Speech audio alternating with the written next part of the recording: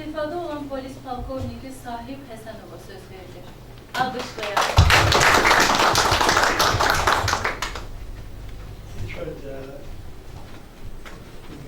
ben bu sevgili nasip olup doğmacı dayısıyım.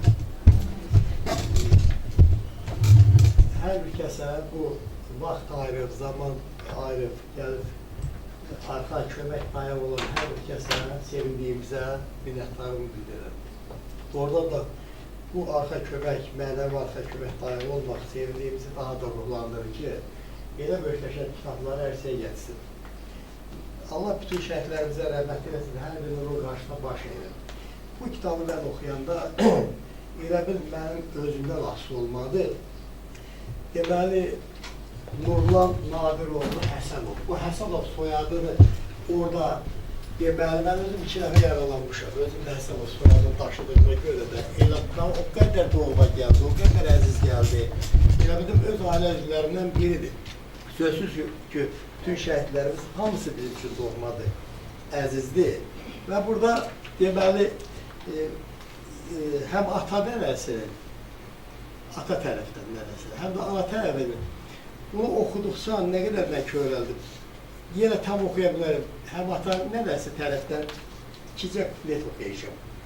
Deməli, Gülaya ana yazır ki, Şuşanın özü nurlan, cığırı izi nurlan. Arkası bir balaca körəndici o danışmır. Bir də ana nənəsi yazır ki, ay mənim qara balam, dərdimə çara balam. Bunlar, bu elə-belə şeylər gör. Bunu gör nə qədər istedad sahibidir ki, bunun qanunda, canında istedad var ki, bu nənələri dinləyir və bunları bura həkk elifdir, bayatlaşdırıbdır. Və bu nə qədər təbii çıxır. Sevindiğim kitablarının bir belə möhtəşəm alınmağında bir də onun vətənpərvəriyi var, daxilən.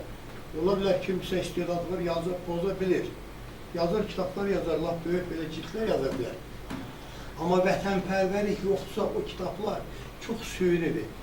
Bayaqları şəhidimizin anası, əziz bacım, Fəqət xanım dedi ki, biri var ki, şəhid aliləri jurnalistləri, qəzetə müraciət edirlər ki, bizim haqqımızda bir yazın da, axı bizim borcunuzdur.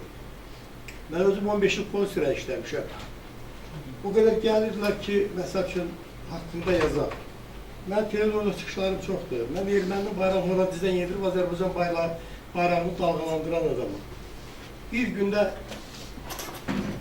Füzuli rayonu böyük bəhmənləri adlı Babı, Kərimbəyli, Yağlıqət, Allah Məhərrəmli, Qoradiz qəsəbəsi, Əhmədallar, Qazaxlar, Cəbrayıl Cocuq Mərcanda ön cəbhədə getmişik, Bir gün deyirik ki, erməni meydin getirmişik. Avtomat qranatamiyo snayper getirmişik. Erməni avtomatı qranatamiyo snayper ilə belə bir yermə də götürün gelin, Xocavət polisi. Bunlar ürək lazımdır. Şüyər lazımdır ki, ayaq üstə göstərin. Mən bilirəm ki, nurlanımız bu Füzuliyə qədər nə qədər hələ məsafə var idi, hadrut var idi. Çünki mən özüm, dədəm də, babam da, babamın babası da Qarabağlıdır. Biz orada yaşamışıq, bilirik. O torpaq qarışqar. Və həqiqət bacım deyir ki, mən Xankəndimdə poliklinika işləmişəm. Orada elə bilgən ki, poliklinikada 60 nəfər varsa, uzaq başı olan 6-7 Azərbaycan türküydü. Orada da həmişə Azərbaycan türk söhbət gelirdi. Mən özüm Martuni milisiyasında işləmişəm. Şimdi Xocavət rayonu gedir. Əvvəllər iş Martuni olmayıb. Cümə bazarı oluşdu.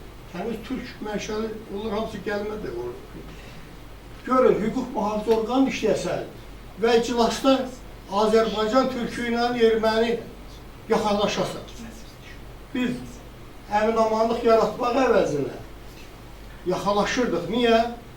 Bilirsiniz, Azərbaycanın məsələn rayonlarında yaşayan sırf Azərbaycanlılar olan yerdə heç bir problem yoxdur.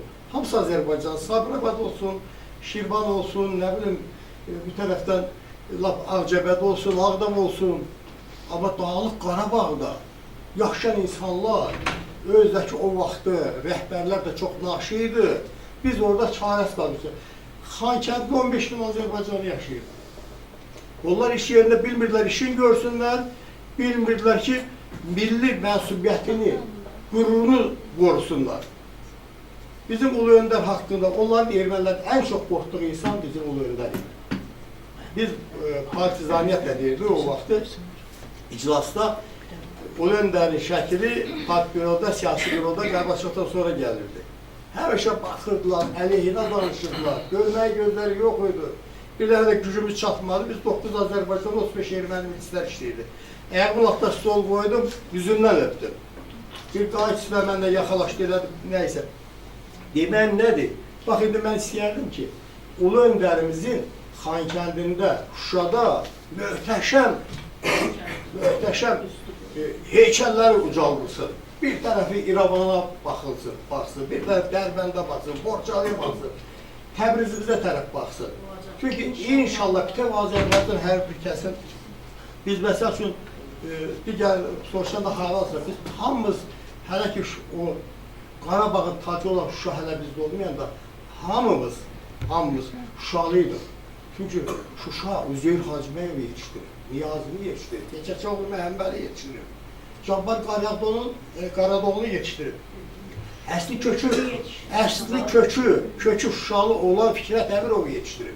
Rəşid Beypudov yetişdirib. Bunlar elə belə şey deyil, tamam. Bunlar, bu özək ərazisi də kiçikdir. Şuşa böyük əraziyə, məsəl üçün Ağdərə rayonu 10 dəfə Şuşanın ərazisi boyduydu. Martunun özü 10 dəfə Şuşa boyduydu. Amma bunu sıxmışlar dörd bir tərəfdən. Yəni biz orada millətin içindən millətimizi qoruduq, dinin içindən dinimizi qoruduq. Yəni bugünkü gündə hər şey şükür Allaha ki, bu günləri məsələn, gəlirdilər televiziyadan mənə çəkilişdə deyirlər, Şahin müəllim, bir qədər xidmətiniz olub, danışın o bayrağı necə yendirdiniz, Azərbaycan Türk bayrağı necə dalğalandırdınız. Mən utanırdım o vaxt, deyirdim, mən nəhətlər danışır. Şuşa ermənidə, başımızın tacı Şuşa, Qarabağın vuran əli Ağdam erməndə, Kəlbəcər Laçın evi, mən nə danışım, kimdir mənə inanan? Mən insanları necə inandırım ki, erməndən bir belə silah gətirmişik, 23 dənə ermənin meyini sülüf gətirmişik, ciblərində olan sənətləri təqdim eləmişik yuxarı rəhbəriyə. Nətər kimin alacaq? Deyəcək, yaxşılarını bər Şuşa, hanı və Ağdam.